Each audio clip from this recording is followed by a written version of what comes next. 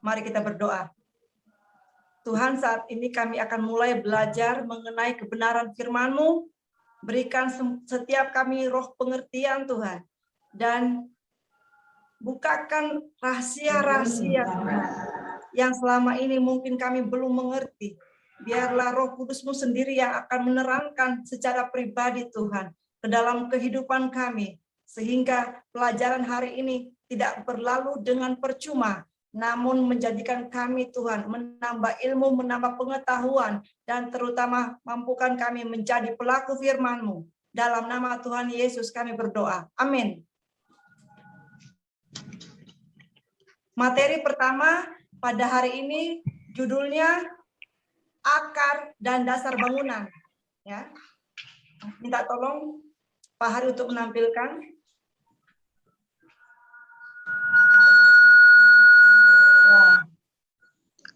Jadi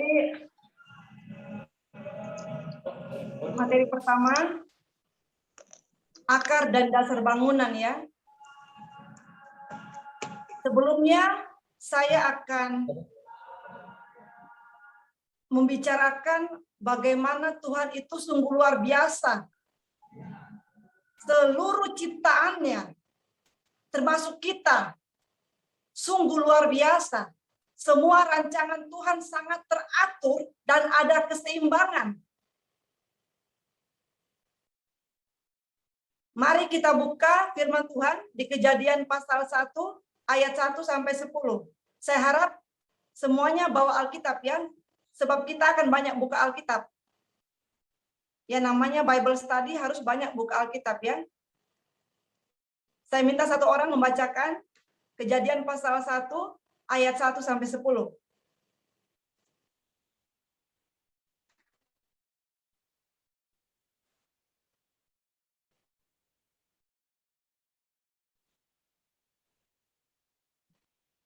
Silakan orang bacakan.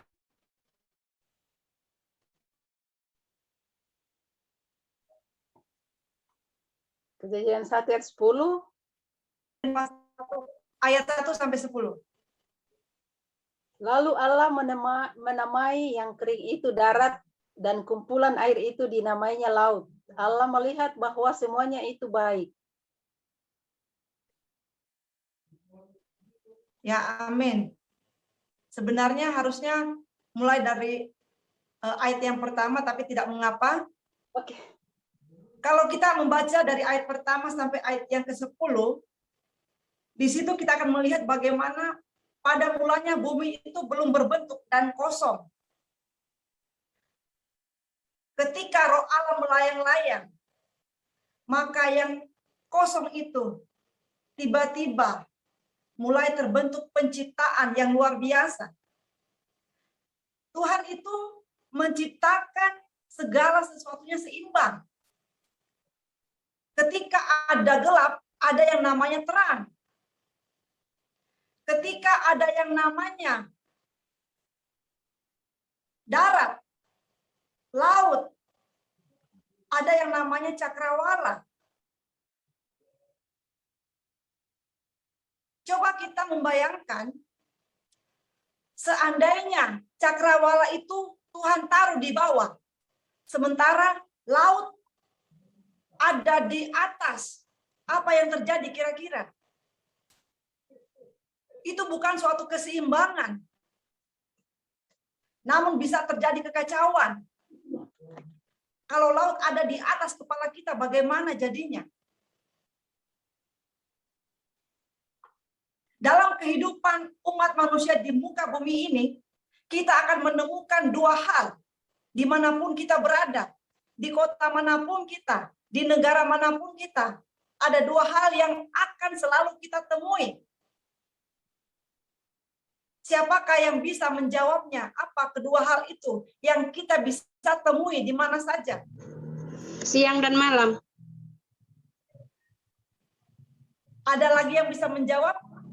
Dimanapun kita berada, kita akan menemui kedua hal ini. Ayo, siapa yang bisa jawab? Gelap dan terang. Belum tepat. Siang dan malam kan sama dengan gelap dan terang sebenarnya. Ya. Ya. Ada yang bisa jawab? Satu orang lagi coba jawab. Dimanapun kita berada, kita akan menemukan kedua hal ini. Apakah itu di rumah, di perjalanan,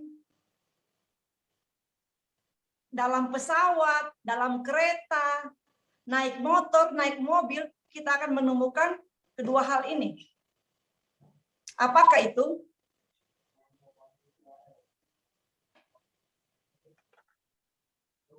Tiga, dua, satu.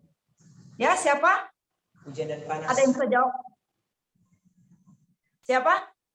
Hujan dan panas. Hujan dan panas. Wah, itu belum tepat. Soalnya ada yang di negara lain yang tidak ada yang hujan. Hanya ada salju. Ada lagi? Air. Air. Ya. Ya. Saya akan menjawab ya supaya menghemat waktu. Dua hal ini adalah yang pertama makhluk hidup dan yang kedua benda mati. Ya. Yang pertama makhluk hidup dan yang kedua benda mati. Dimanapun kita berada kita akan menemukan dua hal ini dan itu berkaitan dengan bangunan. Ya. Di slide yang berikut, minta tolong Pak Hari di slide yang berikut.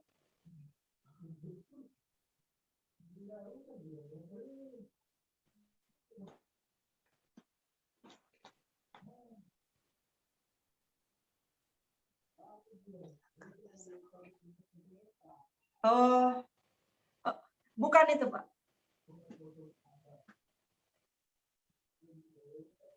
Coba ke atas. Itu dia, koleksi. Oh, ya udah. Ya, stop. Ya. Ya. Mengapa materinya berjudul akar dan bangunan? Landasan firmannya apa? Mari kita baca sama-sama di layar Kolose 2 ayat 6 sampai 7.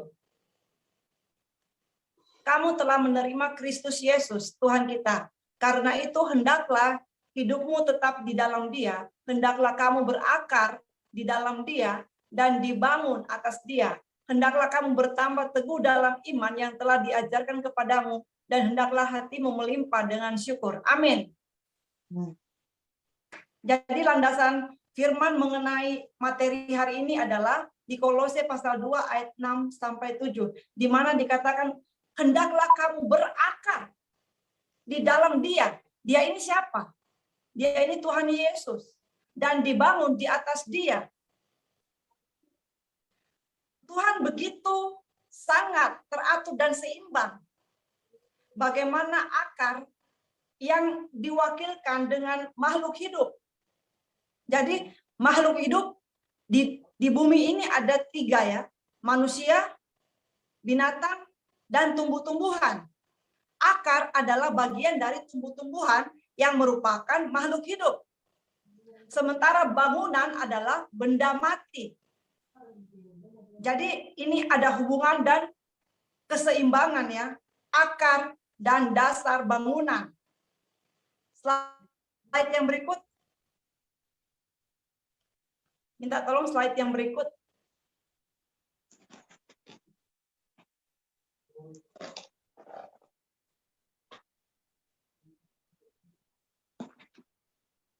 Slide yang berikut.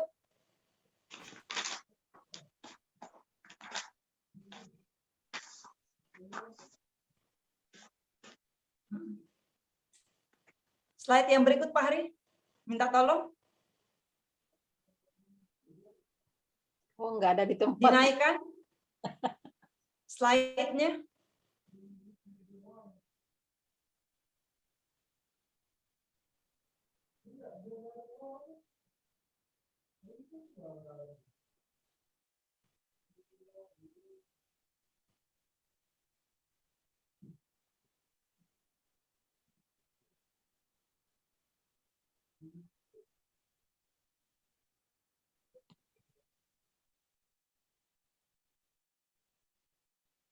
Ya.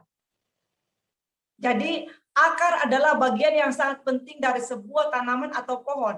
Jika akar pohon itu kuat, bisa tumbuh tinggi dan mampu bertahan menghadapi tiupan angin yang kencang. Jika akarnya sehat dan dapat menyerap sari makanan dari dalam tanah, maka pohon itu bisa hidup, bertumbuh dan berbuah pada waktunya. Dalam hidup ini, kita harus memiliki akar yang kuat dan yang mampu membuat kita bertahan hidup.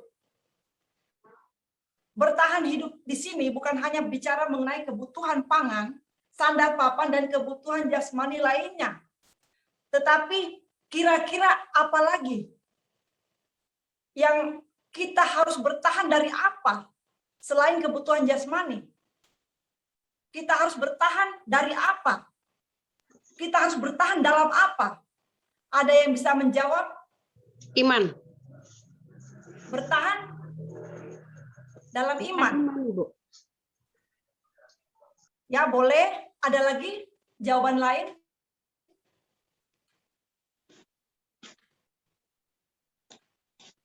Itu namanya hidup beriman ya, bukan bertahan dalam iman. Hidup beriman.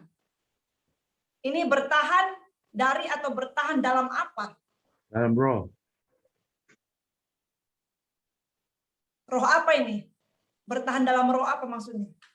Kan dua roh ini. Roh jahat atau roh dari Tuhan? Dari Tuhan. Roh Kudus. Ada lagi yang lain? Bertahan untuk kita bisa hidup. Apa? Bertahan dari apa? Bertahan dalam apa kita? Bertahan dalam pengharapan. Dalam percobaan. Dan kesukaran. Ya, boleh. Dalam Nah, makan dan minum. Sesakan. ya. Dalam setiap Jadi begini kesukaran. ya, Pandemi saat corona. ini kan kita butuh juga kebutuhan jasmani. Selain kebutuhan jasmani, apa Kebutuhan lagi yang rohani. kita harus bertahan dari apa dalam kehidupan ini yang sangat vital, yang Makan. sangat penting bagi kita? Makan dan minum. Sudah termasuk di pangan. Kebutuhan Kebutuhan pangan itu makan dan rohani. minum. Ya, ini kan jasmani gitu kan. Nah, sekarang kita bertahan dari apa nih? Dalam Yang penting dalam hidup percobaan. kita. Dalam percobaan. Dalam ujian percobaan. dan ujian. Dalam pencobaan. Pencobaan dan ujian. Mari kita buka Yakobus pasal 1 ayat 12. Yakobus pasal 1 ayat 12. Yakobus pasal 1 ayat 12. Satu orang minta tolong baca.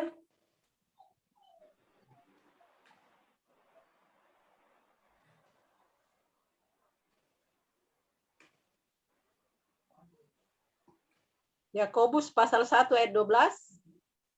Berbahagialah orang yang Ya. bertahan. Berbahagialah orang yang bertahan dalam pencobaan, sebab apabila ia sudah tahan uji, ia akan menerima mahkota kehidupan yang dijanjikan Allah kepada barang siapa yang mengasihi Dia. Amin. Amin. Jadi selain kita bertahan untuk kebutuhan jasmani kita, kita juga harus bisa bertahan dalam pencobaan. Zaman sekarang banyak pencobaan yang bisa membuat kita jatuh dalam dosa. Oleh karena itu kita harus memiliki iman yang teguh supaya kita bisa bertahan dalam pencobaan. Yang berikut, mari kita baca Efesus pasal 6 ayat 11. Efesus pasal 6 ayat 11. Satu orang baca.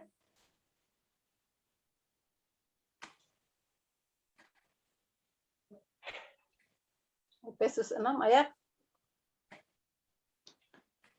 Kenakanlah seluruh perlengkapan senjata Allah, supaya kamu dapat bertahan melawan tipu muslihat iblis.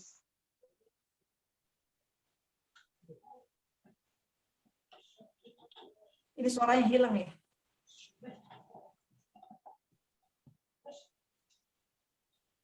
Ya, Efesus 6 ayat 11. Kenakanlah seluruh perlengkapan senjata Allah, supaya kamu dapat bertahan melawan tipu muslihat iblis. amin. Yang berikut, kita harus bertahan melawan tipu muslihat iblis. Amin. Nah, hati-hati ya. Jadi bukan cuma bertahan dalam pencobaan, tapi kita juga harus bertahan melawan tipu daya iblis. Sekarang ini banyak tipu daya iblis. Terkadang iblis memakai manusia yang ada di sekitar kita untuk membuat kita goyah imannya, untuk membuat kita jatuh dalam dosa. Jadi kita harus waspada terhadap segala tipu muslihat iblis. Slide yang berikut.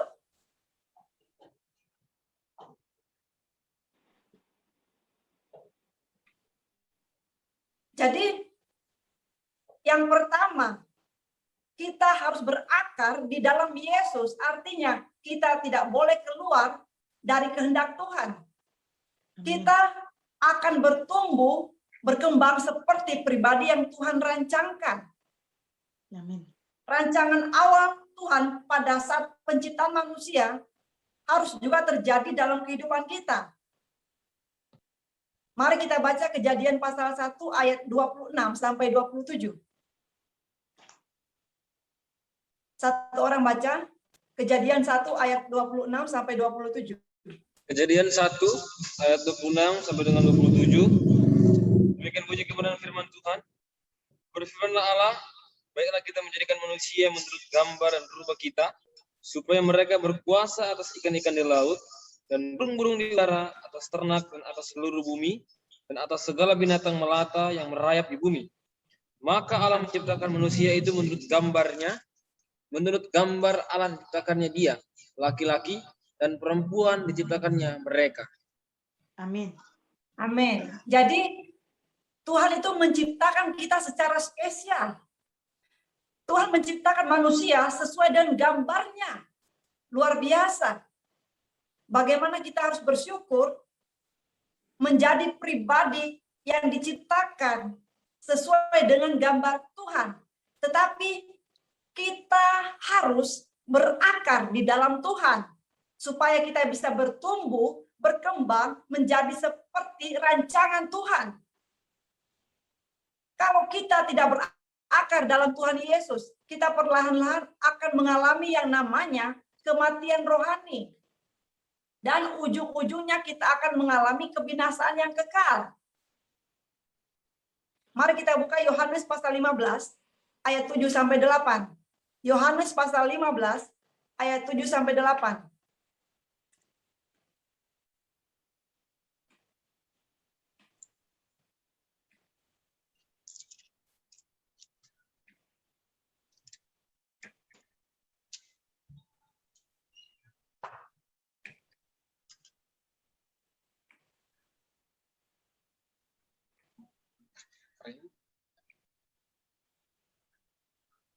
Ya, satu orang baca. Yohanes pasal 15 ayat 7 dan 8. Jika kamu tinggal di dalam aku dan firman-Ku tinggal di dalam kamu, mintalah apa saja yang kamu kehendaki dan kamu akan menerimanya. Dalam hal ini Bapa-Ku dipermuliakan, yaitu jika kamu berbuah banyak dan dengan demikian kamu adalah murid-murid-Ku. Amin. Amin. Nah, bagaimana firman Tuhan mengatakan, jikalau kamu tinggal di dalam aku dan firman-Ku tinggal di dalam kamu, artinya kita harus benar-benar tinggal berakar di dalam Tuhan, supaya kita bukan menjadi ranting liar atau tanaman liar.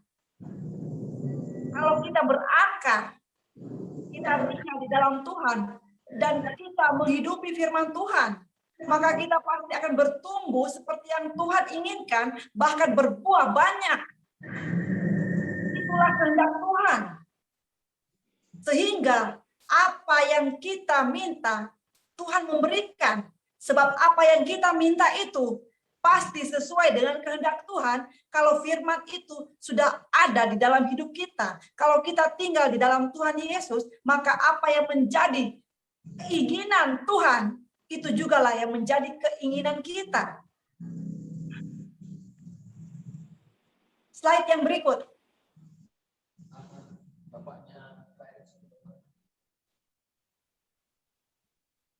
Di sini ada 3 macam penyesalan akibat salah pilih. Penyesalan yang pertama adalah penyesalan yang sementara. Kira-kira ada yang tahu tidak? Apa penyesalan yang nomor 2 dan nomor 3 akibat salah pilih? Ada yang bisa jawab? Penyesalan seumur hidup.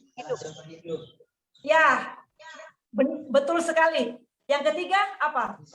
Penyesalan Penyesalan kekal. Ya, betul sekali. Betul ya. Jadi yang kedua penyesalan seumur hidup, yang ketiga penyesalan kekal. Sekarang siapa yang bisa memberi contoh? Apa contohnya penyesalan yang sementara? Apa contohnya penyesalan seumur hidup? Dan apa contohnya penyesalan kekal akibat salah pilih?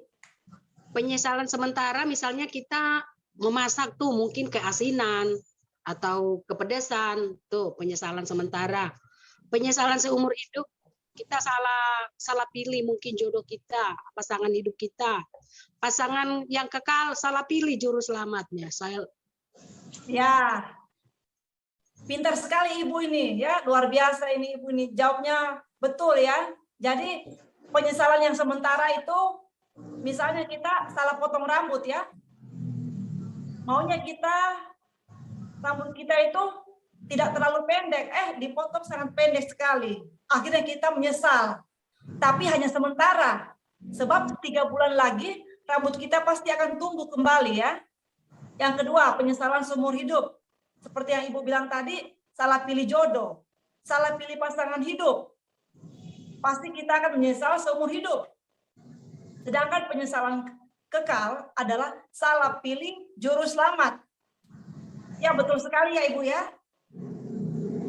Sekarang kita pindah di slide yang berikut. Jadi ada 5 hal supaya kita tidak mengalami yang namanya penyesalan kekal.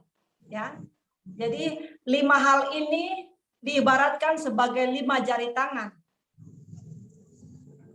Ini adalah 5 poin supaya kita tidak mengalami penyesalan yang kekal. Yang pertama, kita harus percaya dan menerima Tuhan Yesus sebagai Tuhan dan Juru Selamat kita secara pribadi. Itu diwakili dengan ibu jari atau jempol. Yang kedua, taat kepada panggilan dan perintah Tuhan yang dilambangkan dengan jari telunjuk. Yang ketiga, mengikuti jalan-jalan Tuhan yang digambarkan dengan jari tengah. Keempat, mengenal Tuhan secara pribadi yang digambarkan dengan jari manis. Yang kelima, setia sampai akhir yang dilambangkan dengan jari kelingking. Nah, sekarang slide yang berikut. Slide yang berikut, minta tolong Pak Hari. Ya, yang berikut ini adalah dasar bangunan. Setelah tadi kita belajar mengenai berakar, sekarang kita belajar tentang dasar bangunan. Satu orang bisa baca Lukas pasal 6 ayat 47 sampai 49.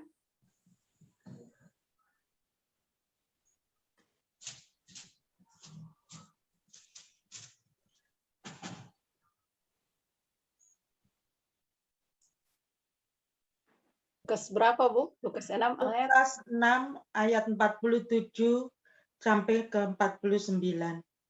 Setiap orang yang datang kepadaku dan mendengar perkataanku serta melakukannya, aku akan menyatakan kepadamu dengan siapa ia dapat disamakan.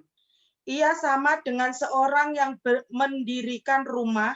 Orang itu menggali dalam-dalam dan meletakkan dasarnya di atas batu. Ketika datang air bah dan banjir melanda rumah itu tidak dapat digoyahkan karena rumah itu kokoh dibangun.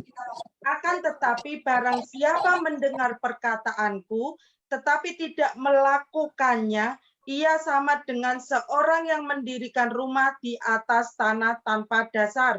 Ketika banjir melanda, rumah itu segera rubuh dan hebatlah kerusakannya. Amin. Ya. Jadi di situ dikatakan ada seseorang yang menggali dalam-dalam. Kenapa ia harus menggali dalam-dalam? Karena untuk membangun bangunan yang lebih tinggi, fondasinya juga harus makin dalam. Kalau kehidupan kita terasa semakin sulit, semakin banyak badai, goncangan, kita harus semakin dalam lagi mengenal Tuhan. Semakin dalam lagi kita memiliki fondasi, mempercayakan hidup kita kepada Tuhan. Karena ini sangat penting. Kalau kita tidak memiliki fondasi yang kuat, kita akan gampang hanyut, ikut arus, kita gampang roboh karena fondasi kita tidak kuat. Dikatakan di sini, dia harus meletakkan dasarnya di atas batu. Kenapa harus batu, bukan kayu atau tanah? Karena batu adalah salah satu benda yang paling kuat untuk menjadi fondasi dalam membangun suatu bangunan. Semakin tinggi suatu bangunan, maka fondasinya juga harus semakin dalam. Semakin dalam kita menggali, maka fondasi kita akan semakin kuat. Seberapa dalam kita merindukan Tuhan, sedalam itu juga Tuhan akan memberikan kita kepuasan. Kalau kita haus dan lapar akan firman-Nya, maka kita akan dipuaskan. Mari baca Matius pasal 5 ayat 6. Matius pasal 5 ayat 6. Saya minta satu orang baca. Matius pasal 5 ayat ke-6, demikian bunyi firman Tuhan. Berbahagialah orang yang lapar dan haus akan kebenaran, karena mereka akan dipuaskan. Amin. Amin.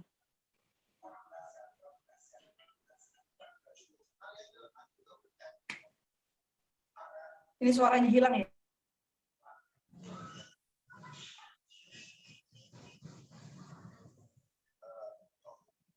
Kedengaran, Bu, suara Ibu. Ya.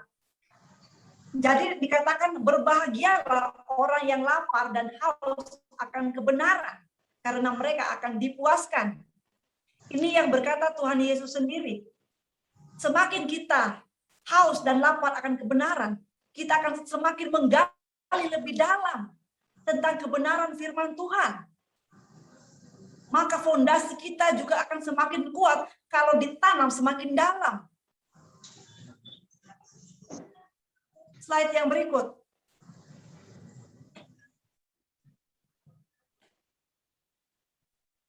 Mungkin banyak di antara kita yang seringkali mendengar ada kata batu penjuru. Tetapi mungkin ada yang tidak tahu apa sebenarnya batu penjuru itu. Batu penjuru adalah batu fondasi atau batu setting. Batu penjuru adalah batu yang pertama yang diletakkan dalam pembangunan fondasi bangunan. Seluruh jenis batu dapat merujuk kepada batu tersebut sehingga menentukan posisi seluruh struktur bangunan yang akan dibangun dimulai dengan batu penjuru. Pada pola pembangunan kuno, batu penjuru adalah batu utama yang ditempatkan di pojok suatu gedung. Batu penjuru biasanya merupakan salah satu batu terbesar, yang paling kokoh, dan yang paling akurat daripada bangunan yang lain. Pak Hari mungkin bisa kasih lihat contoh batu penjuru, Pak, yang tadi. Nah, ini ya. Ini adalah batu penjuru ya. Batu penjuru yang ditaruh sebagai dasar bangunan suatu gedung. Ya. Ini Bapak boleh kasih lihat keterangan yang di atasnya, Pak? Ya boleh ya, ini ya. Keterangan gambar adalah batu penjuru gereja di Santo Paulus di Macau, Cina. Gereja tersebut dibangun pada tahun 1602. Ya, sudah lama sekali. Jadi ini salah satu contoh yang namanya batu penjuru. Oke, slide yang berikut.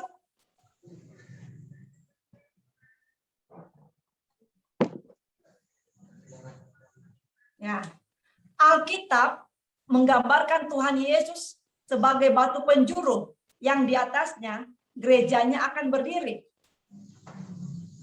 Di Mazmur 118 ayat 22 dikatakan, batu yang dibuang tukang-tukang bangunan telah menjadi batu penjuru. Yesaya 28 ayat 16 mengatakan, sebab beginilah firman Tuhan Allah, sesungguhnya aku meletakkan sebagai dasar di Sion sebuah batu, batu yang teruji, sebuah batu penjuru yang mahal, sebuah dasar yang teguh. Siapa yang percaya tidak akan gelisah. Jadi dikatakan batu penjuru, batu yang sudah teruji, batu penjuru yang mahal, dasar yang teguh, itu adalah Tuhan Yesus. Jadi kita harus dibangun di atas kebenaran firman Tuhan. Dasarnya harus firman Tuhan. Dasarnya harus Tuhan Yesus sendiri, bukan yang lain. Slide yang berikut.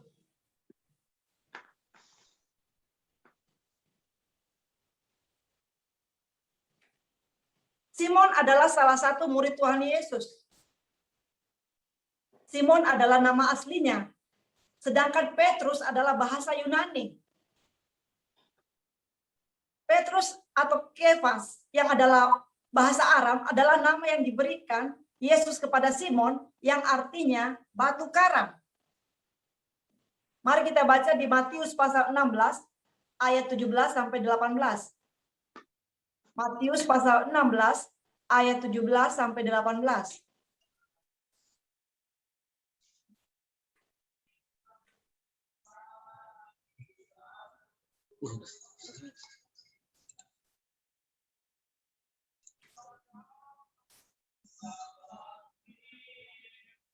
Matius 16 ayat 16 sampai 17. Maka jawab Simon Petrus, engkau adalah Mesias, anak Allah yang hidup. Kata Yesus kepadanya, berbahagialah engkau Simon bin Yunus, sebab bukan manusia yang menyatakan itu kepadamu, melainkan Bapakku yang di sorga. Ayat 18. Ayat 18. Dan aku pun berkata kepadamu, engkau adalah Petrus, dan di atas batu karang ini aku akan mendirikan jemaatku, dan alam maut tidak akan menguasainya. Amin. Amin. Ya. Jadi dikatakan Petrus yang adalah artinya batu karang. Disitulah Tuhan akan membangun jemaatnya. Setelah batu penjuru ada yang namanya batu karang. Yang diwakili oleh Rasul Petrus. Yang jadi pertanyaan, mengapa yang dipilih Rasul Petrus untuk menyambung tongkat estafet dari Tuhan Yesus untuk mendirikan jemaat Tuhan? Ada yang bisa jawab? Kenapa harus Petrus, bukan murid yang lain?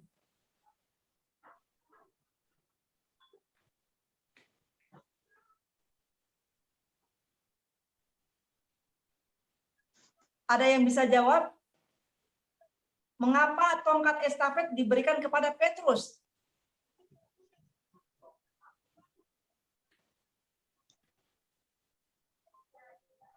Bukan kepada Yudas, bukan kepada Yohanes, bukan kepada Filipus, tapi kenapa kepada Petrus? Ada yang bisa jawab? Karena Petrus menyatakan kesetiaannya, tapi dia sempat meragukan Tuhan.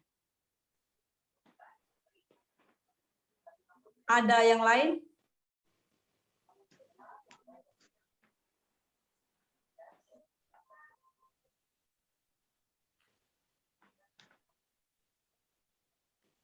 Ya. Ada satu orang lagi yang mau jawab?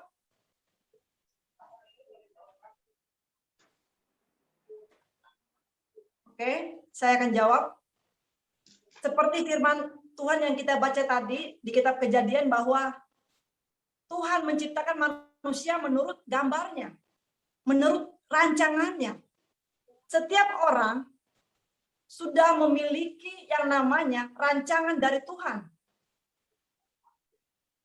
Tuhan sudah menetapkan dan membentuk setiap kita sejak kita ada di rahim ibu kita.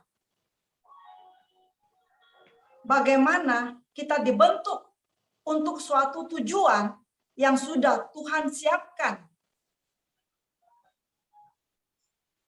Kalau ada yang mengatakan, Petrus kan sempat menyangkal Tuhan Yesus. Mengapa dia tetap dipilih? Itu karena anugerah Tuhan. Kita tidak bisa melihat kelemahan orang lain sebagai alasan untuk menjatuhkan orang tersebut. Kita tidak bisa melihat kelemahan orang lain membuat kita merasa orang itu tidak pantas untuk menjadi pemimpin. Orang itu tidak pantas untuk menjadi pengganti orang yang lebih hebat. Itu adalah kasih karunia Tuhan kepada Petrus. Kita tidak bisa menilai seseorang berdasarkan kelemahan atau kekurangannya. Karena Tuhan yang paling tahu karakter Petrus sanggup memimpin domba-dombanya. Makanya sebelum Tuhan Yesus pergi meninggalkan dunia ini, dia mengatakan kepada Petrus, gembalakanlah domba-dombaku. Tuhan tahu Petrus memiliki kapasitas seorang pemimpin yang bisa dihandalkan. Setiap kita, Tuhan punya rancangan-rancangan yang ajaib. Yang mungkin orang lain hanya melihat kelemahan kita, atau kekurangan kita, atau kesalahan kita. Tetapi Tuhan tahu, kita ini bisa menjadi seperti rancangan Tuhan. Menjadi seperti gambaran Tuhan.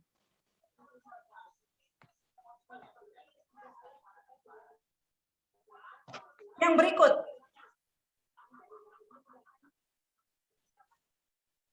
Ya, jadi akar dan dasar bangunan adalah Tuhan Yesus sendiri. Kenapa harus Tuhan Yesus, bukan yang lain? Mari kita baca di Yohanes pasal 14 ayat 6. Yohanes pasal 14 ayat 6, satu orang. Yohanes 14 ayat yang ke-6. Demikian bunyi firman Tuhan. Tetapi karena aku mengatakan hal itu kepadamu, sebab itu hatimu berduka cita. Salah. Ayat 14, maaf. Pasal 14 yang ke-6, demikian bunyi firman Tuhan. Kata Yesus kepadanya, akulah jalan dan kebenaran dan hidup. Tidak ada seorang pun yang datang kepada Bapa kalau tidak melalui aku. Haleluya. Tidak ada nabi, tidak ada pemimpin agama lain, tidak ada orang satupun di dunia ini yang bisa berbicara seperti Tuhan Yesus. Akulah jalan dan kebenaran dan hidup. Hanya Tuhan Yesus yang bisa memberikan kita jalan menuju keselamatan. Tidak ada nabi lain, tidak ada pemimpin lain yang bisa berkata seperti Tuhan Yesus. Yang berikut, Yohanes pasal 10 ayat 9 sampai 10.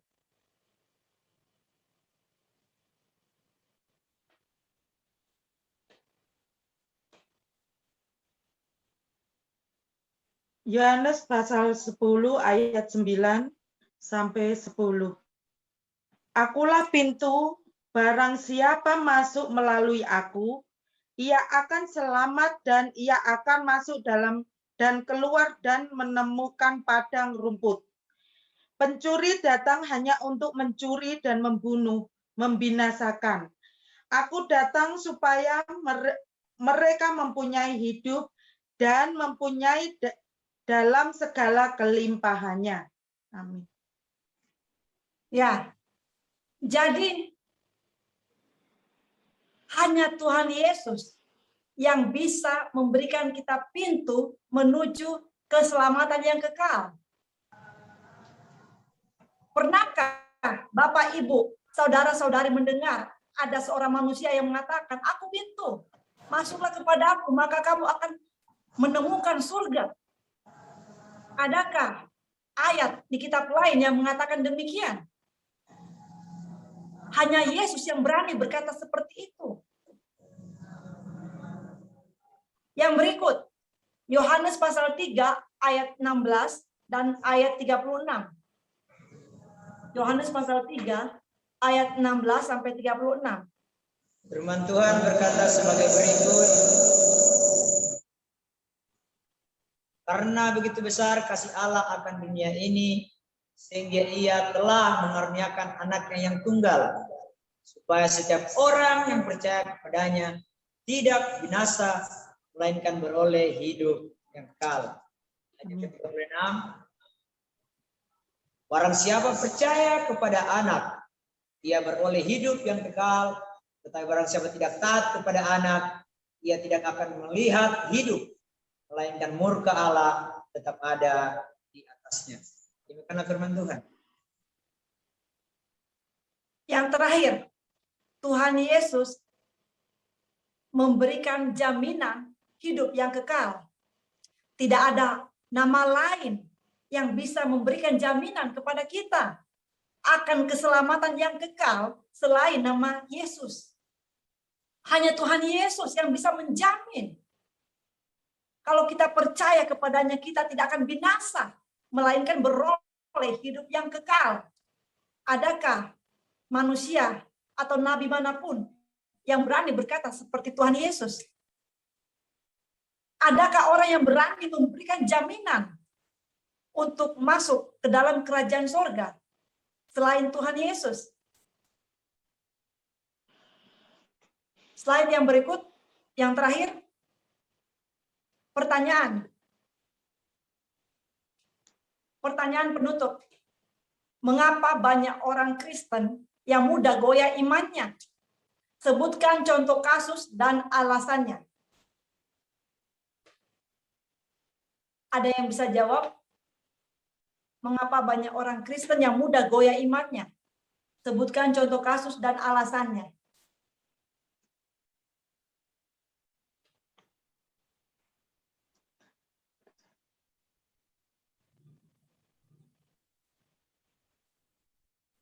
Ada yang bisa jawab?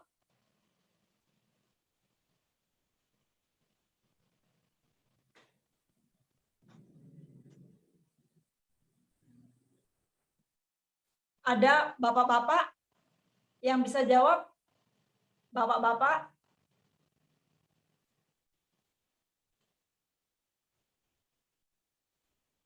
Yang bisa jawab?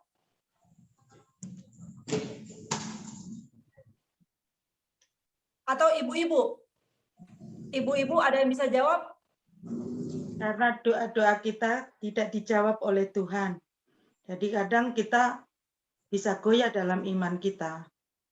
Karena kadang kita berdoa, meminta pada Tuhan, tapi Tuhan tidak memberikan jawaban doa kita. Kadang-kalanya kita kadang bisa goyah dalam iman.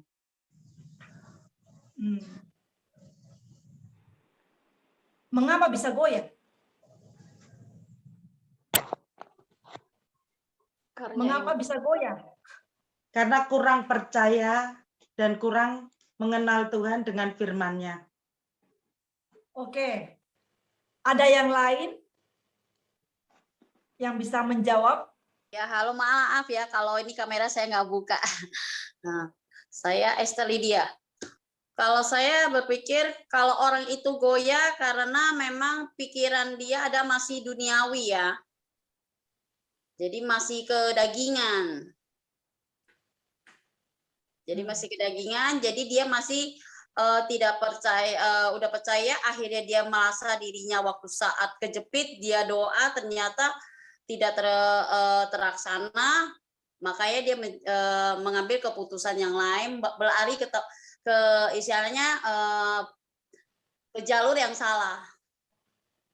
Oke, terima kasih. Ada lagi yang lain?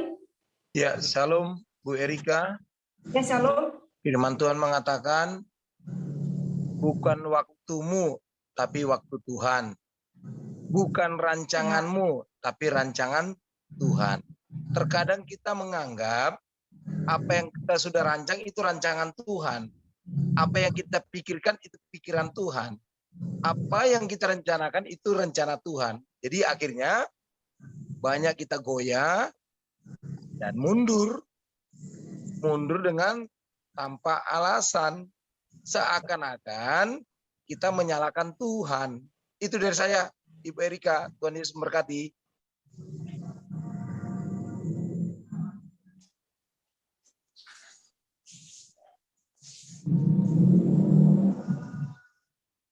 Ini suaranya mati ya?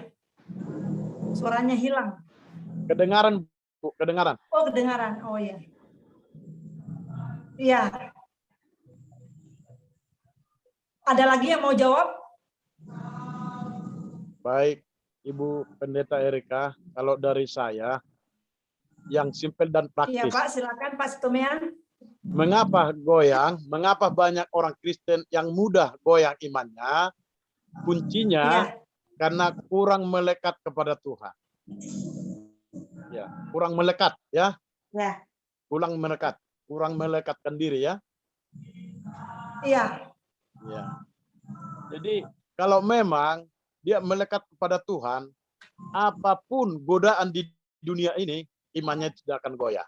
Karena dia sudah, bagaimana kalau yang namanya sudah menempel, sudah melekat. Nah, gitu loh. Jadi itu.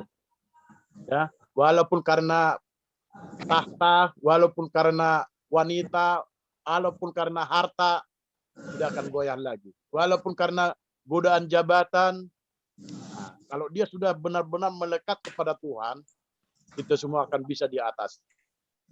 Terima kasih, Bu.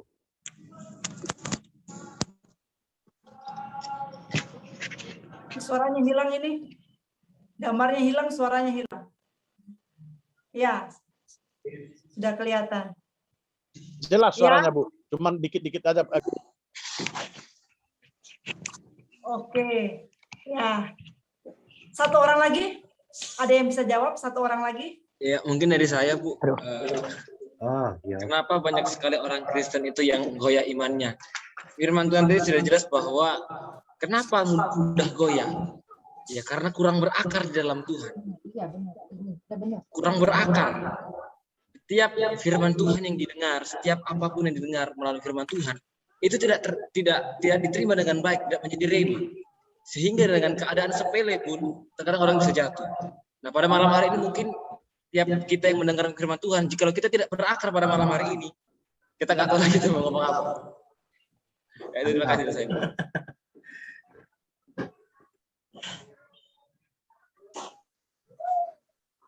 Oke.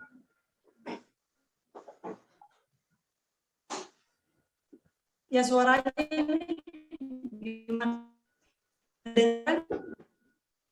Putus-putus ini. Cek satu. Cek satu. Ya, itu benar itu Bu Erika. Ya, sudah. Ya udah. Suara sudah kedengaran? Dia dengar. Ya. Oke. Sudah, Bu. Sudah jelas, Bu. Sudah. Oke. Jadi, seperti materi kita hari ini, jawabannya karena dia tidak berakar kuat. Ya. Dan dasarnya itu bukan dasar yang dari batu, sehingga mudah goyah. Kalau dia berakar kuat, memiliki fondasi yang kuat dan teguh, mau Terus jaringannya. sekalipun ia tidak akan goyah. Ia akan tetap mempertahankan imannya. Karena sudah berakar. Pohon yang sudah tinggi, yang sudah berumur puluhan tahun, yang berakar begitu kuat, angin sekencang apapun tidak membuat dia roboh.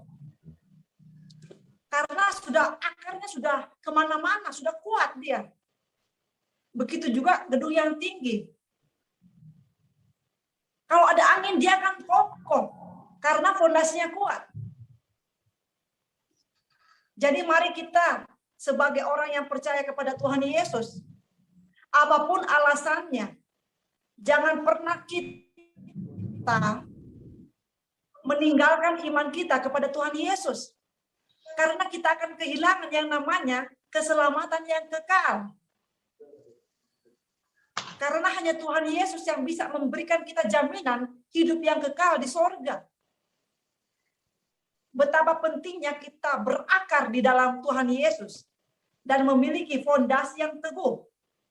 Apalagi di zaman ini, begitu banyak masalah terjadi, pandemi, banyak yang kehilangan pekerjaan, banyak yang bangkrut usahanya, banyak yang terpapar sakit di rumah sakit. Hidup itu hanya sementara. Apa yang kita cari di dunia ini? Kalau seandainya dalam waktu dekat ini Tuhan akan panggil kita, apakah kita sudah siap? Apakah kita sudah yakin kalau kita benar-benar berakar dalam Tuhan atau tidak? Kalau kita sudah berakar dalam Tuhan, kita tidak akan panik, kita tidak akan ketakutan, karena firman Tuhan sudah menubuatkan di masa yang akan datang akan terjadi masa-masa yang sukar. Jadi perlunya kita berakar kuat di dalam Tuhan, supaya kita tetap memiliki iman yang teguh dalam pencobaan, dalam permasalahan. Kita tetap percaya bahwa Tuhan adalah satu-satunya Tuhan dan juru selamat kita. Dan seandainya pun dalam waktu dekat ini Tuhan akan memanggil kita, kita tahu kemana kita akan pergi. Karena Tuhan Yesus sudah memberikan kita jalan keselamatan. Sudah memberikan kita pintu untuk kita masuk ke tempat yang kekal di sorga. Tuhan Yesus sudah memberikan kita jaminan yang kekal. Jadi kita tidak perlu khawatir atau takut apapun yang terjadi dalam hidup kita. Karena kita punya Tuhan Yesus yang luar biasa. Amin. Yang mengasihi kita dan yang menjamin keselamatan kita di sorga yang kekal. Amin. Tuhan Yesus memberkati. Amin. Saya buka pertanyaan. Ya, kalau ada yang bertanya silakan. Yang mau bertanya silakan.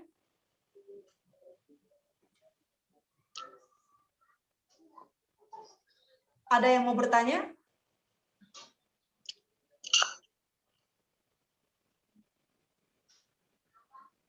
Kalau tidak ada, langsung pujian dan doa penutup.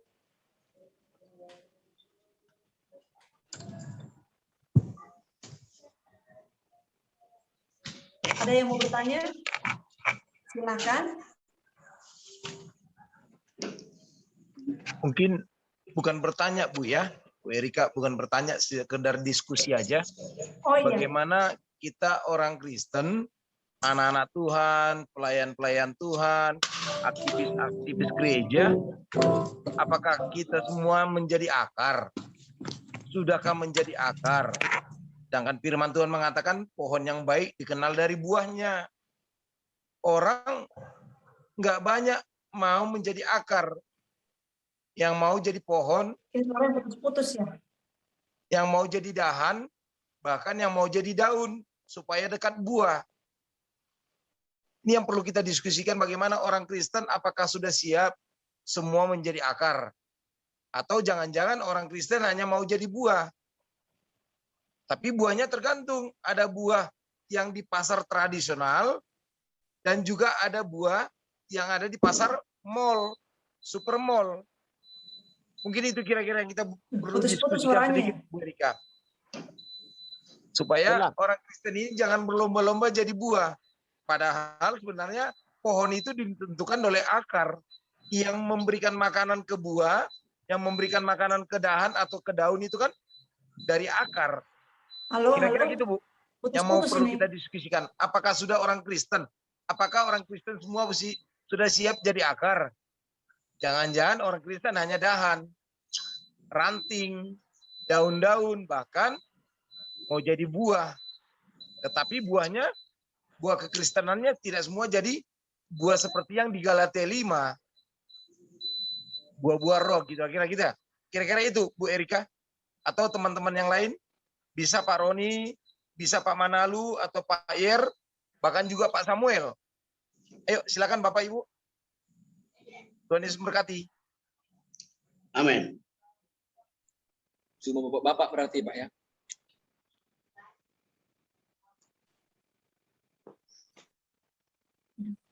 Iya, boleh dibantu. Siapa aja boleh, silakan. Diskusi aja. Hanya sebatas diskusi kita sedikit. Malam, Abanda. Iya. Sorry Pak, boleh tadi ulang, tadi mati suaranya. Boleh diulang Pak, minta tolong. Oh iya, terima kasih Bu Tadi Erika. yang dibicarakan. Tadi Bu Erika mengatakan orang Kristen itu harus menjadi akar atau pondasi. Suaranya Sekarang, iya, enggak jelas apakah saya dengar soalnya. kita orang Kristen sudah siap menjadi akar? Jangan-jangan kita orang Kristen hanya mau jadi ranting, mau jadi daun, bahkan mau jadi buah. Bahkan buah itu bisa kita pilah-pilah, buah di pasar tradisional dengan buah yang di supermall, udah pasti beda. Supermarket. Nah, sekarang kita perlu diskusikan apakah kita semua orang Kristen sudah siap jadi akar. Yang memberi makanan ke pohon itu kan dari akar. Keranting dari akar, daunnya juga akar, bahkan buah juga berhasil itu karena ada akar. Kira-kira itu yang perlu diskusikan Ibu. Dan Bapak, iya. Ibu, silakan Tuhan Yesus berkati. Iya. Jadi banyak orang berpikir kalau kita berakar dalam Tuhan Yesus, kita harus berhasil secara mata dunia ya. Kita harus kaya, kita harus memiliki yang namanya rumah yang besar, uang yang banyak. Pekerjaan kita harus berhasil dan dilihat orang hebat. Seperti itu ya. Tetapi kita harus melihat teladan hidup kita siapa? Teladan hidup kita adalah Tuhan Yesus. Tuhan Yesus bilang apa? Tuhan Yesus tidak pernah memberikan yang namanya kekayaan secara duniawi kepada orang-orang yang mengikutinya. Tuhan Yesus mengajarkan untuk mengikut Dia harus menyangkal diri dan memikul salib. Tuhan Yesus tidak melarang kalau kita memiliki banyak uang. Tetapi Tuhan Yesus mengajarkan bagaimana kita harus memperhatikan orang-orang yang miskin, yang ada di penjara, yatim piatu, janda-janda. Apakah kita dengan uang kita sudah pernah membantu anak-anak yatim, membantu orang-orang miskin, membantu para janda yang tua, orang-orang yang di penjara? Jangan sampai kita menjadi orang yang di kitab Lukas yang mengatakan, makan, minumlah, dan bersenang-senanglah, hai jiwaku, karena hartamu begitu banyak ada padamu. Tetapi firman Tuhan mengatakan, hai orang kaya yang bodoh, malam ini juga engkau akan mati. Buat apa kita mengumpulkan harta yang banyak? Tapi kalau kita tidak hidup dalam firman Tuhan, ketika kita meninggal, apakah kita yakin kita akan masuk surga kalau selama hidup kita tidak melakukan kebenaran firman Tuhan? Tuhan Yesus memberikan teladan kepada kita bahwa bagaimana kita harus mengasihi manusia seperti diri kita sendiri. Jadi kalau kita misalnya suka makan ayam bakar, mau tidak kita berbagi dengan orang lain kepada orang yang miskin ayam bakar itu? Atau kita lebih suka makan ayam bakar dan memberikan orang miskin Indomie? Sudahlah, mereka cukup Indomie saja. Yang penting mereka sudah kenyang. Berarti kita tidak melakukan firman Tuhan yang mengatakan, kasihilah manusia seperti dirimu sendiri. Meskipun kita membantu, tetapi kita tidak mengasihi seperti diri kita sendiri. Kalau kita suka makan ayam bakar, berikanlah juga ayam bakar kepada orang lain, orang yang miskin. Jangan kita memberikan sisa-sisa kita. Baru kita menggenapi firman Tuhan, bagaimana mengasihi manusia seperti diri kita sendiri. Kita tidak mungkin mengasihi Tuhan dengan segenap hati, dengan segenap jiwa, dan dengan segenap kekuatan kita. Tetapi kalau kita melihat ada orang miskin di depan kita, yang kelaparan, yang tidak punya baju, dan kita tidak memperhatikan mereka. Tidak mungkin kita mengasihi Tuhan kalau kita tidak mengasihi pasangan hidup kita. Kalau kita tidak mengasihi suami kita. Kalau kita tidak mengasihi istri kita atau mengasihi anak kita yang kita lihat dengan mata kepala kita. Bagaimana kita mengasihi Tuhan yang tidak kita lihat dengan mata kepala kita. Omong kosong namanya. Untuk itulah kenapa dikatakan kalau kita berakar dalam firman Tuhan, berakar dalam Tuhan, kita harus menjadi pelaku firman Tuhan. Karena kalau kita sudah banyak ilmu mengenai Alkitab, dari perjanjian lama kita sudah hafal semuanya. Sampai perjanjian baru, sampai Wahyu, itu semua di luar kepala menurut kita. Tetapi kalau kita tidak melakukan firman Tuhan, kita pasti akan roboh seperti bangunan tadi. Yang dibangun di atas tanah. Karena dia tidak melakukan firman Tuhan. Buat apa kita belajar malam ini? Kalau kita tidak melakukan yang namanya mau berakar di dalam Tuhan. Mau hidup dalam firman Tuhan. Jadi apa yang kita tahu, apa yang kita dengar, apa yang kita pelajari, harus kita praktekkan supaya kita bisa berakar dan kokoh di dalam Tuhan. Dan kita bisa tahan uji dalam setiap ujian kehidupan ini. Karena sekarang tidak gampang untuk bertahan dalam pencobaan. Tidak gampang bertahan dalam iman kepada Tuhan Yesus di saat-saat yang sulit seperti ini. Itu saja dari saya. Tuhan Yesus memberkati. Baik, puji nama Tuhan. Karena kita sudah belajar sebagian daripada firman Tuhan, tiba saatnya kita angkat pujian. Selesai angkat pujian, Pak nanti Situmiang. Ya. Salam Pak Situmiang. Ya, salam Pak, salam. Iya, ini Pak Roni mau ngomong ini, Pak Pendeta Roni mau ngomong. Kasih waktu dulu Pak Roni. Silakan Pak Roni.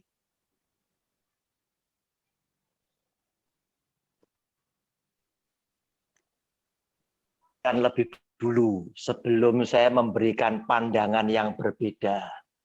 Kebetulan hari ini dihadiri oleh Pak Bandar, Pak Situmeang, dan bapak-bapak yang lain. Ini kan para pendekar, para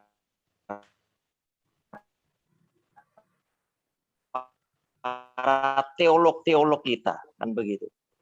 Dua bacaan. Yang pertama tentang Matius pasal 7. Di mana Tuhan Yesus berkata, kalau engkau membangun hidup rumah tanggamu,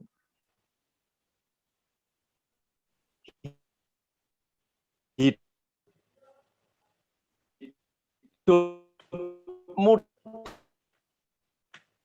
dan hidup rumah tanggamu itu di atas firman Tuhan. Atas firman Tuhan, di atas pasir, itu akan demikian rapuh. Karena apa? Ketika pencobaan itu datang, akan porak-poranda. Kemudian dikaitkan dengan bacaan yang lain, yaitu Yohanes 15, tentang pokok anggur. Dan di situ Tuhan Yesus berkata bahwa kita adalah rantingnya. Dia adalah pokok anggurnya. Yesus Tuhan berkata, kamu harus nempel ke aku. Kalau kamu tidak nempel ke aku, kamu tidak bisa hidup. Kalau kamu tidak nempel ke aku, kamu tidak bisa berbuah. Nah, disimpulkan oleh Bu Erika, ya, bahwa kita yang hidup sebagai orang Kristiani itu harus berakar, harus nempel. Yang mau dituju oleh Bu Erika adalah tentang bagaimana kita hidup sebagai orang Kristen harus sungguh-sungguh beriman kepada Kristus dengan melakukan firman-Nya setiap hari dalam kehidupannya. Nah, kelihatannya ini kan sudah benar. Kemudian disimpulkan dari pertanyaan tadi. Kenapa ada orang Kristen kok masih seringkali gagal mempertahankan iman? Tadi dijawab oleh siswa STT tadi yang sudah diakui, wah benar kan begitu. Karena tidak berakar. Kalau di sepintas dilihat kepada judulnya tidak berakar, nampaknya benar Pak Bandar. Tetapi coba, saya ini adalah pengajar firman Tuhan yang seringkali memberikan pengajaran agak membuat para hamba Tuhan, para dosen itu kaget dengan pandangan saya. Oke, kalau Anda bicara karena tidak berakar. Tadi juga disinggung ada nama Petrus. Saya tidak keluar dari yang dibicarakan. Saya ambil Petrus saja. Ya, lihat dari perjalanan Petrus. Petrus ini adalah orang yang melihat semua mukjizat Yesus Kristus Tuhan. Dia saksi matanya. Apapun yang diajarkan oleh Tuhan Yesus, dia mendengar. Kenapa? Karena Petrus, Yohanes, Yakobus itu ring satu. Ring satu. Pergi ke gunung, Tuhan Yesus dimuliakan. Cuma bertiga. Turun dari gunung, Tuhan Yesus ngomong dengan bertiga. Hei, jangan bilang sama anak-anak di bawah. Apa yang kau lihat, bahwa aku tadi ngobrol sama Elia, sama Musa. Artinya apa? Petrus salah satu orang yang dipercaya. Nah, kemudian Petrus juga sering jadi jubirnya para rasul. Setiap kali Tuhan Yesus bertanya, siapakah aku? Tidak ada yang bisa jawab kecuali Petrus. Engkau adalah Mesias anak Allah. Tuhan Yesus memberikan pujian. Good. Apa yang kamu katakan bukan dari kamu, tapi dari Bapakku. Oleh karena itu, kamu sekarang bukan Simon, kamu Petrus, kamu batu karang. Maka langsung dinubuatkan oleh Tuhan Yesus. Nanti gereja yang kamu bangun di atas batu ini tadi, di atas firman tadi, tidak akan dikuasai oleh alam maut. Dan ternyata Petrus ini adalah paus yang pertama. Dia sebagai bapak gerejanya kita yang membangun sehingga menyebarkan Injil. Sudah diakui oleh Tuhan Yesus. Pertanyaan saya, Petrus kan gagal. Nah ini, silakan para pendekar mikir sekarang. Petrus gagal. Ya, dia saksi mata. Yesus buat mukjizat. Ya, dia yang mendengar ajaran Kristus. Dia yang diteguhkan juga dari salah satu rasul yang menjadi saksi. Tetapi ternyata pada saat Tuhan Yesus diadili, Petrus kemana? Petrus menyangkali 3 kali, berarti dia gagal mempertahankan iman. Nah ya, pertanyaan saya kepada yang jawab tadi, siswa STT, apakah Petrus tidak berakar? Ayo, dia meninggalkan segalanya. Ikutlah aku. Kemudian jalannya ditinggalkan, dia pamit tanpa aku ikut Yesus Kristus Tuhan. Sudah aku tidak mempedulikan masa depanku, aku ikut. Anda setelah lulus STT, nanti masih mikirkan masa depan anak-anak. Petrus tidak. Nah, mana yang lebih hebat? Nah, Pak Bandar, betul ya? Ya ini tipe pengajaran saya yang model-model begini. Sehingga kadang saya dianggap saya ini pengajar yang sesat, kan gitu. Loh, saya tidak sesat, realistis ini. Petrus ini gagal, tapi Petrus kalah hebat dengan kalian. Ya, dia tinggalkan segalanya. Dia ngikut Tuhan Yesus, tetapi ternyata gagal. Nah, apa jawaban saya sekarang? Saya harus ngomong yang pertama. Manusia yang pertama harus ngakui daging ini lemah. Roh penurut daging ini lemah. Jika orang beriman, orang berakar kepada Kristus, tidak beriman. Petrus contohnya, dia berakar kepada Kristus. Keluarga ditinggalkan, bisnis ditinggalkan, walaupun cuma penjala ikan.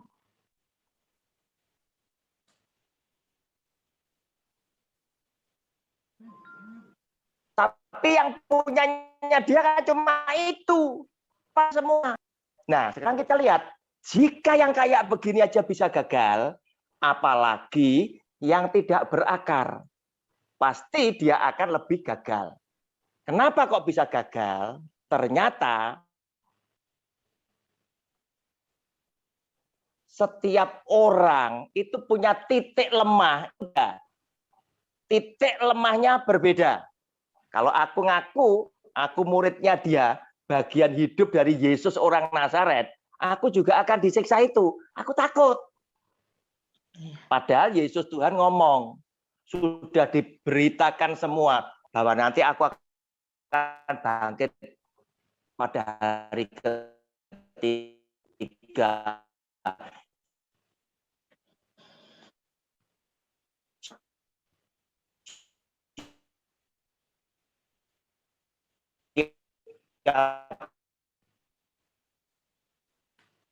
Apa yang kehilangan nyawa bagi aku akan mendapatkannya kembali. Sudah dijamin. Itu kan bukan.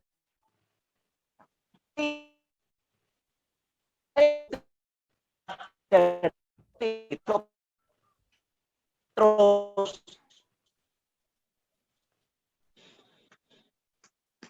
Pak, jaringannya putus, Pak Roni. Jaringan Pak Roni.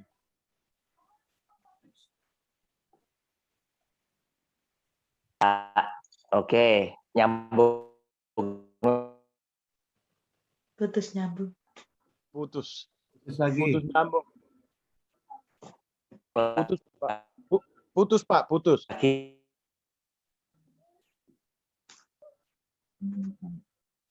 Pak Roni, jaringan Pak.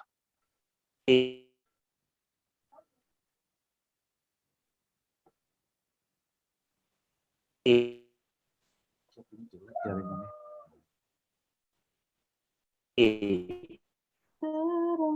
Putus lagi, nyambung lagi.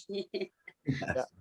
Baik, karena begini putus, ya Pak ya. Ya. Ah. Sudah nyambung lagi? Ya udah nyambung Pak. Sudah ya? Ya. Sudah. Oke, saya lanjut ya. Ya. Pak Bandar saya lanjut ya. Oke, jadi yang kedua, setiap orang punya titik lemah itu berbeda. Termasuk orang yang berakar kepada Kristus. Mungkin para rasul titik lemahnya di ketakutan ini tadi. Wah, kalau aku nanti disiksa seperti Yesus sebagai Tuhan dan guruku, aku enggak siap. Enggak siap aku. Jadikan tontonan, enggak siap. Lebih baik mereka kabur. Lebih baik aku menyangkali. Itu yang dilakukan. Terus kemudian Tuhan yang ngakui bahwa kepada Daud aku berkenan. Firman Tuhan katakan, Daud, daging ini lemah.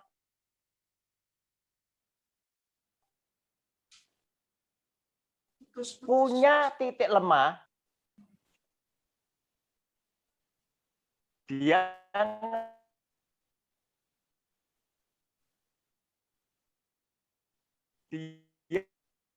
vertigo. Nah, oleh karena itu saya lebih memilih jawaban itu tadi. Sesungguhnya orang yang berakar kepada Kristus pun itu tetap bisa jatuh. Sehingga apa yang dikatakan Kristus bahwa dia adalah juru selamat itu benar. Dia tidak menipu, dia tidak bohong. Bahwa siapapun Anda dan saya tetap butuh Yesus sebagai juru selamat karena kita tidak bisa mampu melewati ujian yang kita tidak bisa lewati. Kita butuh Dia. Sekian, terima kasih. Amin. Baik. Terima kasih di acara kita belajar firman Tuhan ini. Jadi mana Eskel dan Dewi anak? Ya, shalom, Eskel, selamat Dewi. malam. Shalom, Pak Situmeyang, malam.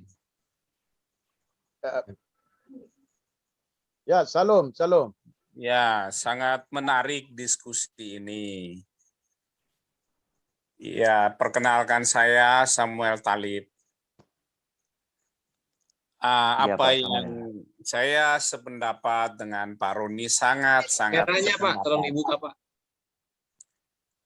Saya lagi latarnya belakangnya nggak bagus. Iya. Halo, oke. Oke Pak, jelas. Ya, lanjut, Ya, lanjut Jelas, Pak. Samuel. Jelas, Pak. Lanjut. Ya, kita perlu belajar juga benar dari Petrus. Pertanyaan yang sangat menarik. Petrus yang imannya begitu luar biasa, ketika Yesus berkatakan berjalan di atas air, dia juga berjalan di atas air. Luar biasa. Tapi dari semuanya ini saya melihat bahwa Petrus ini sangat sombong. Kesombonganlah yang membuat dia pada akhirnya juga gagal.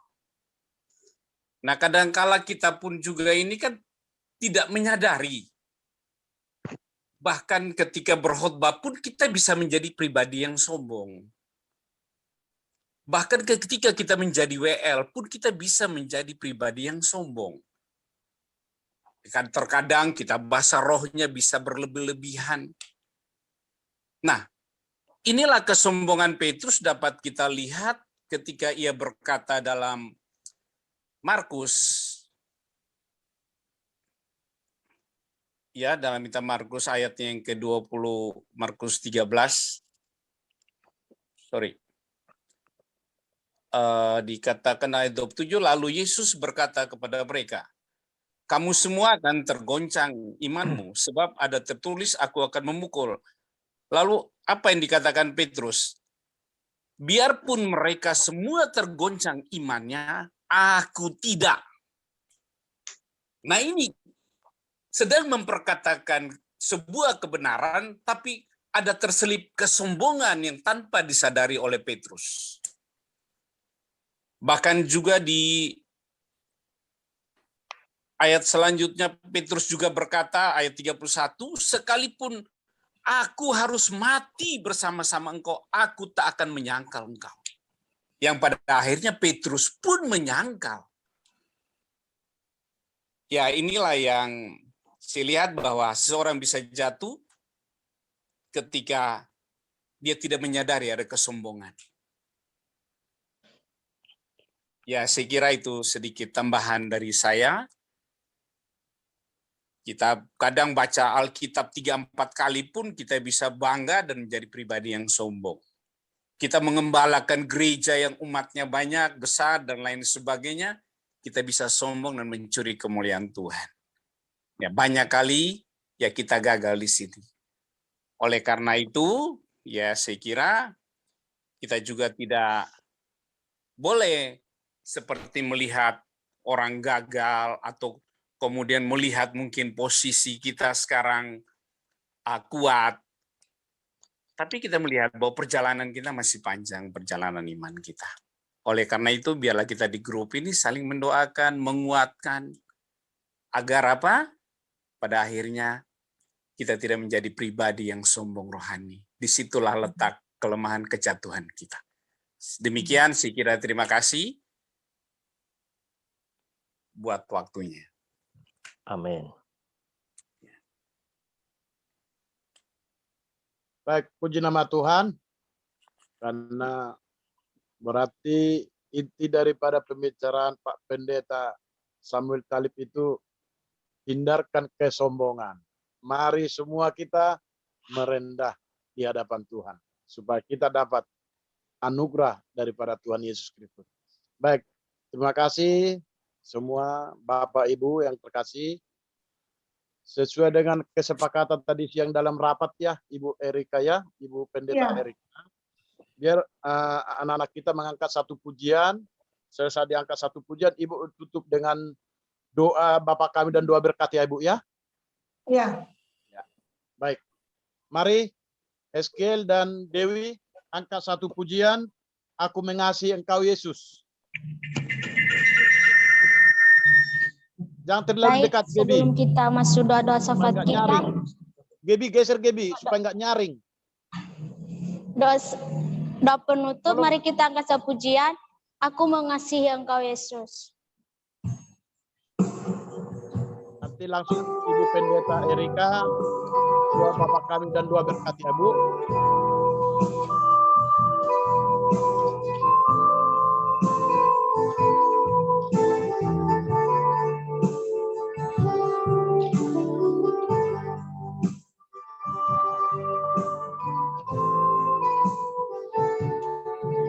Aku mengasihi Engkau Yesus dengan segenap hatiku. Aku mengasihi Engkau Yesus dengan segenap jiwaku. Ku renungkan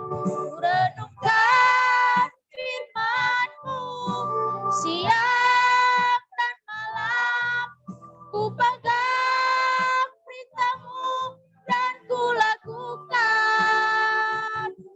Engkau tahu ya Tuhan, tujuan hidupku hanyalah untuk menyenangkan hati-Mu. Mari kita ulang dari awal ini. Aku mengasihi Engkau Yesus. Aku mengasihi Engkau Yesus dengan segenap hatiku. Aku mengasihi Engkau Yesus segenap jiwaku. Ku renungkan firman-Mu siang dan malam. Ku pegang perintah-Mu dan ku lakukan. Engkau tahu ya Tuhan, tujuan hidupku hanyalah untuk menyenangkan hati-Mu. Ku renungkan firman-Mu siang dan malam. Ku pegang perintah-Mu dan ku lakukan. Engkau tahu ya Tuhan, tujuan hidupku hanyalah untuk menyenangkan hati-Mu. Hanyalah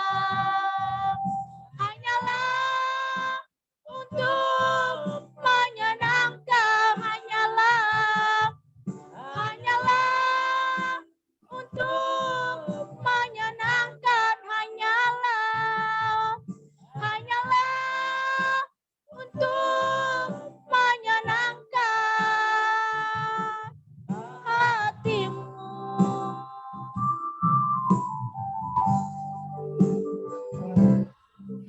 Mari kita satu dalam doa. Mari kita berdoa. Tuhan, terima kasih atas penyertaan-Mu dari awal hingga berakhirnya pengajaran Bible Study hari ini, Tuhan. Kami tahu semua ini hanya karena kemurahan-Mu semata-mata. Kami bisa mengikuti pelajaran Bible Study malam hari ini. Biarlah apa yang sudah kami dengarkan tadi, apa yang sudah kami pelajari bersama-sama menjadi suatu pengetahuan, kekuatan, dan membuat kami, Tuhan, mau berakar dan tinggal hanya di dalam Engkau ya Tuhan. dan memiliki fondasi yang teguh di atas batu penjuru, yaitu Tuhan Yesus sendiri. Dan biarlah Engkau Tuhan Yesus yang menjadi pusat kehidupan kami, yang menjadi tujuan hidup kami sampai ke dalam kehidupan yang kekal di sorga. Kami bisa mencapai garis finish dengan pertolongan, dengan tuntunan Roh Kudus-Mu. Kami berhasil Tuhan memenangkan setiap pertandingan-pertandingan iman kami dengan tuntunan Roh Kudus-Mu, dengan kekuatan yang daripadamu, dengan segala hikmat yang Kau berikan pada kami Tuhan. Agar kami jangan sampai terjatuh pada saat kami bertanding ini Tuhan dalam kehidupan ini. Kami dengan segala kelemahan dan kekurangan kami tidak mampu Tuhan untuk menghadapi berbagai macam persoalan yang ada di depan kami. Kami mohon kekuatan yang daripada Engkau ya Tuhan. Kami mohon tuntunan Roh Kudus-Mu supaya kami tidak salah mengambil keputusan, supaya jalan-jalan kami adalah jalan-jalan yang seturut dengan kehendak-Mu saja. Terima kasih Tuhan, saat ini kami mau berdoa Bapa kami bersama-sama. Bapa kami yang di surga, dikuduskanlah namamu, datanglah kerajaan-Mu, jadilah kehendak-Mu di bumi seperti di sorga. Berikanlah kami pada hari ini makanan kami yang secukupnya, dan ampunilah kami akan kesalahan kami, seperti kami juga mengampuni orang yang bersalah kepada kami, dan janganlah membawa kami ke dalam pencobaan, tetapi lepaskanlah kami daripada yang jahat, karena Engkaulah yang mempunyai kerajaan dan kuasa dan kemuliaan sampai selama-lamanya. Amin. Dan sekarang kami mau menerima berkat Tuhan. Diberkatilah dan dilindungilah engkau. Kiranya Tuhan memberikan engkau kasih karunia. Amin. Biarlah Tuhan menghadapkan wajahnya kepadamu dan memberikan engkau damai sejahtera mulai hari ini sampai Tuhan datang kembali. Dalam nama Tuhan Yesus kami berdoa dan mengucap syukur. Amin. Amin. Shalom. Terima kasih malam hari ini yang semua yang melayani di malam ini, terlebih saudara-saudara yang terkasih yang hadir pada malam hari ini. Sebelum saya memberikan pengumuman untuk besok, boleh saya sapa dulu saudara-saudara kita ya yang sudah pada malam hari ini. Terima kasih kehadirannya Pak Manalu ya. Terima kasih Pak Manalu. Ya Pak. Begitu juga Pak Mikael Haryanto, terima kasih Pak kehadirannya, dan Ibu Celsiela Ander, dan begitu juga Pak Samuel, Pak Pendeta Samuel Talib, selamat datang Pak, selamat bergabung, dan begitu juga Pak Ir dari Lampung. Mana ini Pringseu? Shalom Pak Stumiang. Sudah keluar kayaknya Pak. Shalom Pak Stumiang. Iya Pak. Mohon maaf Pak Stumiang, kasih dulu kenalan Pak. Kasih kenalan dulu kita. Kasih waktu kenalan supaya memperkenalkan diri. Betul Pak. Saya hanya menyapa dulu, hanya menyapa saja. Oke. Karena Terima kasih. ada waktu. Jadi yang hadir malam hari ini saya sapa dulu Pak, karena beliau hadir di ibadah di belajar Bible kita malam hari ini. Jadi saudara yang terkasih, sebentar lagi boleh kita saling kenalan. Besok kita mengadakan ibadah ya, ibadah besok seperti jam yang seperti sekarang ini. Kalau malam ini kan kita belajar Bible ya. Ya, belajar. Jadi kalau besok kita ada pujian, ada dengar firman Tuhan yang disampaikan hambanya, ada doa syafaat besok yang saya sendiri juga penata layanan, dan yang di bawah payungnya oleh STT Tribakti Indonesia. Ya, besok saudara yang terkasih, supaya kita bersama-sama lagi dan mengajak saudara kita, teman, sahabat, keluarga yang terlebih, supaya kita bersama-sama untuk memuliakan nama Tuhan dan kita diberkati oleh Tuhan. Amin. Nah, malam hari ini boleh yang mungkin yang belum ada kenal daripada grup ini, dari ketua ya, ketua ataupun ketua umumnya, boleh perkenalkan namanya Pak Dr. Bandar Panggabean Pak Pak Pendeta Dr. Panggabean, tolong diperkenalkan satu persatu. Ya, shalom Bapak Ibu. Izinkan Shalom. saya untuk memperkenalkan diri saya Pendeta Dr. Bandar Panggabean, tinggal di Jakarta Utara. Dan kita punya sekolah STT Tribakti. Dan saya juga bekerja di sekuler. Ya. Dan juga dosen, juga ikut ambil bagian di anggota Peradi, Perhimpunan Advokat Indonesia. Ya, saya punya istri 1, Boro Hombing, sama-sama dari Sumatera Utara, orang Batak. Anak 3. Yang pertama wanita, sudah lagi proses S2. Yang nomor 2 laki-laki, lagi ngambil S1. Yang ketiga mau masuk SMK, SMA. Ya. Dan seperti biasa saya mengembalakan di gereja Pentakosta, GP ya, gereja Pentakosta bersama Pak Situmeang. Ya, saya gembalanya, Pak Pendeta Situmeang ada wakil gembala saya di gereja Pentakosta yang ada di Jakarta Utara. Itu mungkin perkenalan dari saya buat kita Bapak Ibu, dan kita kembalikan ke teman-teman yang lain. Tuhan Yesus memberkati. Amin.